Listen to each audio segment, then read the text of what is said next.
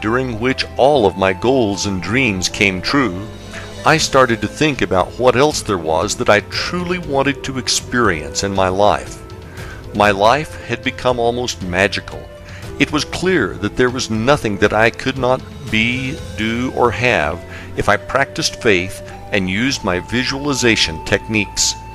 Being a triathlete and having successfully completed 5 iron distance races, I started to contemplate the idea of racing in the Ironman World Championship in Kailua Kona, Hawaii, which is often referred to as Ironman Hawaii, or as it is known in the triathlon world, Kona. Anyone who has ever competed in an iron distance triathlon will tell you that being fortunate enough to compete in the Hawaii Ironman is like winning Wimbledon, the Masters, and the Super Bowl all in one day. Before I get into my next Ironman experience, let me give you some background behind the event. The history behind the Ironman triathlon. The Ironman in Hawaii is a legendary race. It came into being after a group of athletes were drinking beer at the Oahu Perimeter Relay post-race party in 1977. They were debating which type of athlete was the fittest.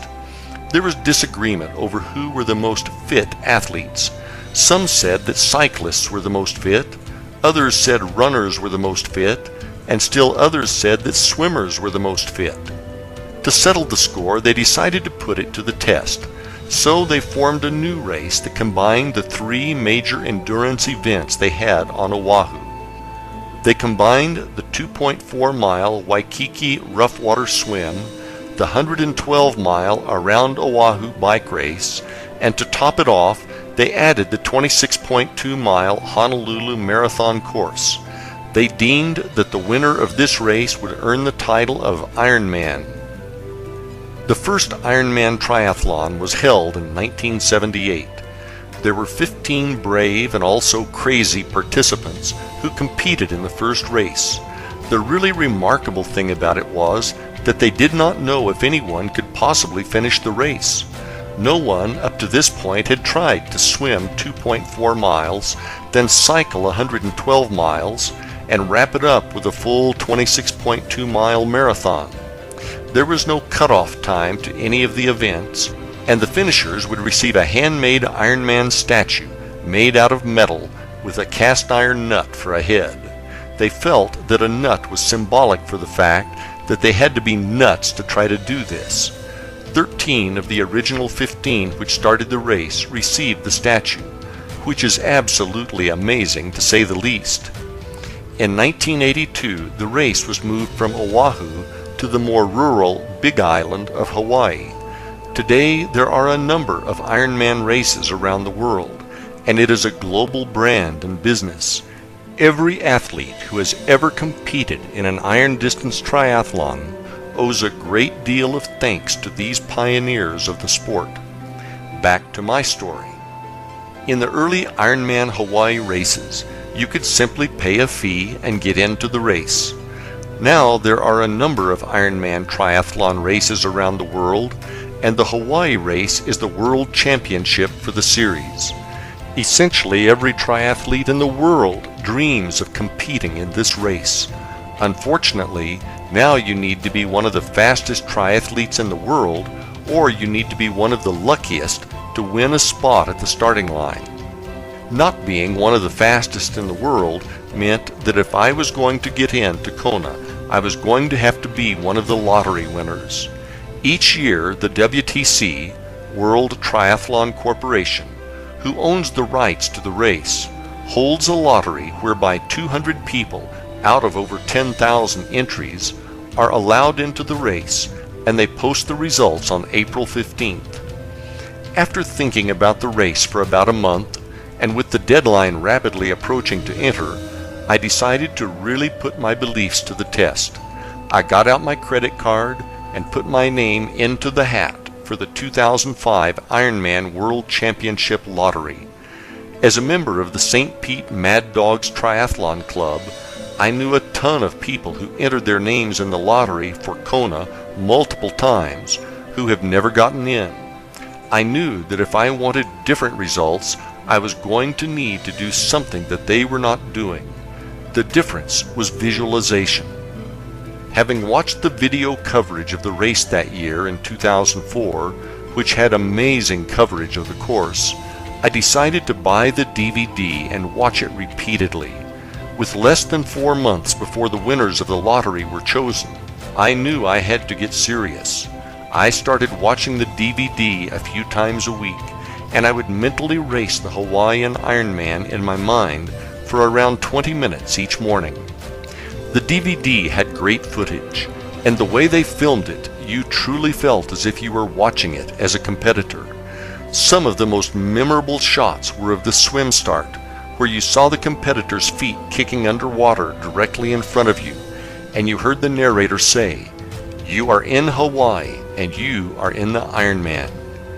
Another one I really liked showed the race leader biking in the lava fields on the Queen K, with the shadow of the helicopter which is filming him caught on tape as they passed over him. This was very helpful for creating extremely lucid visualizations. I also found a picture in the back of an issue of Triathlete magazine, which was entitled Night Moves. The picture showed some taller triathletes walking in the dark on the Queen K and a shorter, stocky triathlete running up behind them. The caption says, "As night slips over the last remnants of a very long day, triathletes continue toward the finish line at the Ironman Triathlon World Championship in Hawaii." I cut the picture out and put it in my vision book. I am stocky and typically pass a lot of people in the dark when I race. That man in the picture now was me, and I visualized the scene more times than I can count. Before I knew it, it was time for the lottery results to be announced.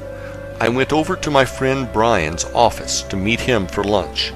His secretary said that he stepped out to get a haircut and that he would be back shortly. I looked down at my watch, and suddenly I realized that it was just about noon, and it was April 15th. Lottery time! Oh my gosh, I was nervous. I sat down behind Brian's desk and hopped on his computer to look up the results on the internet. I could not believe my eyes. The very first name on the list was Pete Adams, Florida. Was that me? Was there another Pete Adams? The hairs all over my body stood up, and I couldn't believe it had happened. Brian walked in the door about 10 seconds after I saw my name on the list. I said, "Check this out," and pointed to the web page. He thought I was playing a practical joke on him and that I made up a fake list. Suddenly, my cell phone started ringing off the hook with numerous triathlete friends calling to ask me if I knew that I got into Hawaii. He then said, "Holy shit, dude, that's awesome." Brian was my training partner for a number of Ironmans that we raced together, and he knew what a once-in-a-lifetime thing this was. We were both stunned with amazement, and we kept repeating how we couldn't believe it had actually happened. I called my wife to tell her the news, and she could not believe it either. I remember her saying, "No way, are you serious? Oh my God, Pete, that's awesome!" And then her cell phone started to ring, with friends calling to tell her the news. I cannot tell you the amount of gratitude I felt when I heard the news. The universe had done it again. Wow! You are in Hawaii, and you are in the Ironman. 6 months later, and just like in the video, there I was standing in the body marking line, carrying my transition bags, and getting the number 813 stamped on my body. If you have ever done a triathlon, right before the start of the race, your nerves and emotions are in overdrive. Kick that up about 1,000%, and that is what this race feels like. After body marking, we headed over to drop off my bags, and I did a final check on my bike to make sure the tires weren't flat. Now it felt like a mini eternity as I treaded water and waited for the start of the race. The cannon went off, and the swim portion of the race was on. As I swam, I could see the feet kicking in front of me, and I heard the narrator's voice in my head saying, "You are in Hawaii, and you are in the Iron Man. It was just like I was in the 2004 DVD. I mean, really like I was in the DVD. I seriously started to wonder if I was really here, really in Hawaii, really in the Iron Man, or if this was a dream I was having that just happened to be very real. The swim is my weakest event, so after emerging from the Pacific, I didn't have a hard time finding my bike, as there were very few left in transition. I hopped on my bike and the adrenaline really kicked in, as there were people everywhere cheering us on. In town, there is a loop at the beginning of the bike course, and I passed my wife and friends who were cheering me on 2 times before leaving town. After passing them at Hot Corner for the final time, I rode up Palani Road and then out to the lava fields on the Queen K Highway. Out on the Queen K and heading out past the airport, I finally settled down and got into a good rhythm on the bike. It was very desolate in the lava fields, and again it looked just like the DVD.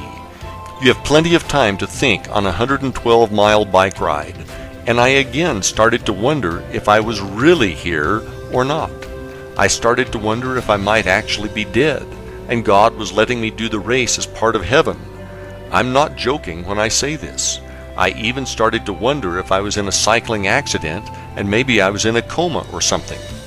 In this race, drafting on the bike is not allowed.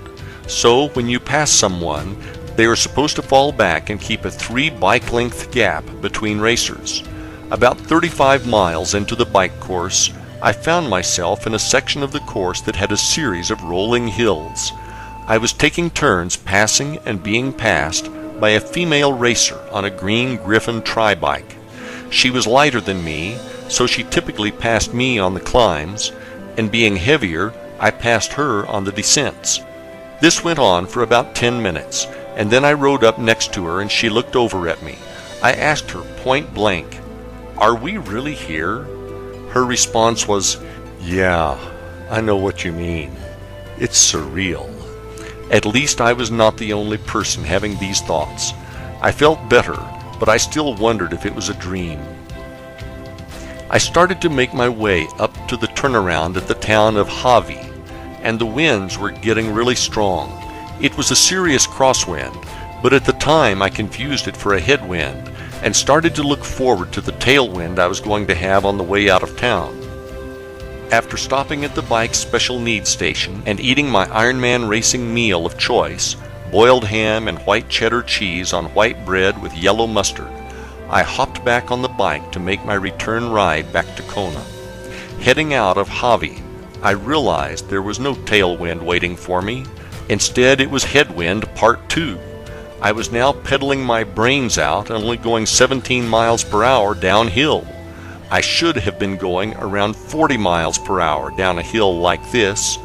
Now I was starting to worry about making the bike time cutoff.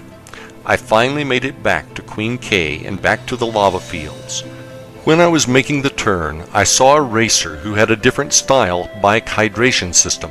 It looked more like a tank. He hadn't hit the winds on the climb to Hawi yet, and I felt sorry for him. All I could think was that I was glad I was not that poor bastard. I didn't know it at the time, but his name was John Blaze, and he was known as the Blaze Man. He was out here doing the Iron Man while suffering from an incredible pain from a deadly advanced stage of incurable ALS, more commonly known as Lou Gehrig's disease. He had a special hydration system because he could not catch bottles at the aid stations, as the disease had taken away his ability to grab and hold things. John was a spokesman for ALS and was an amazing human being. John made it to the finish line that day in Kona. Unfortunately, a few years later, that horrible disease took his life. Heading back through the lava fields, all I could think about was how much easier it was on the way out. As I rode, I could hear a helicopter getting closer, and before I knew it, it was above me, and the shadow of it passed directly over me and my bike. It was exactly the way it happened in the 2004 DVD. The only difference was that I was not the race leader. The shadow thing freaked me out, and now I was almost convinced that I was not here. After more wind and many more miles of lava fields, I finally got back to town.